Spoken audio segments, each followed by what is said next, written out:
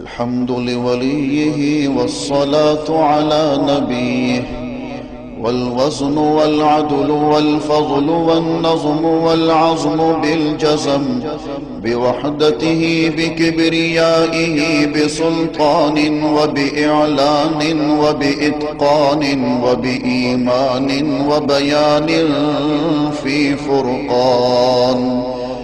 وحده لا شريك له، وحده بوحدة موحدا بوحدة موحدا بوحدة، وحيدا وأحدا بلا مدد وجدد ونصب ووصف في الكمال، لا شريك له ولا نظير له ولا مثل له ولا مثال له، ولا وزير له ولا مقارن له ولا مكاظم له ولا مداني له ولا مضارع له،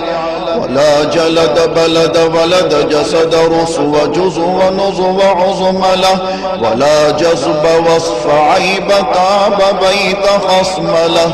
ولا مقارن له ولا مكاظم له ولا مداني له ولا مضارع له ولا مناظر له.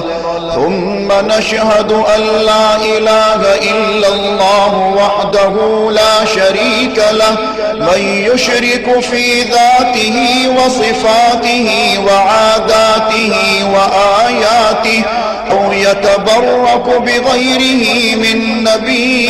وولي وتقي ونقي ونسيم وحسين وجميل وصغير وكبير، فعليه الخسران والوبال. ثم نشهد أن سيدنا وسندنا ونبينا ومولانا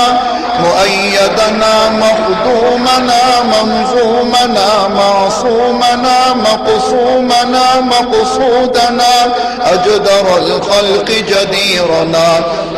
أعظم الخلق وأشرف الخلق وأحسن الخلق وأجمل الخلق وأكمل الخلق وأنور الخلق، من الحسن والصدارة والولاية والحكاية والعناية والهداية والأمانة والإمامة، أعلانا وأجلانا وأتقانا وأزهدنا وأرفقنا وأنورنا وأخدرنا وأكبرنا،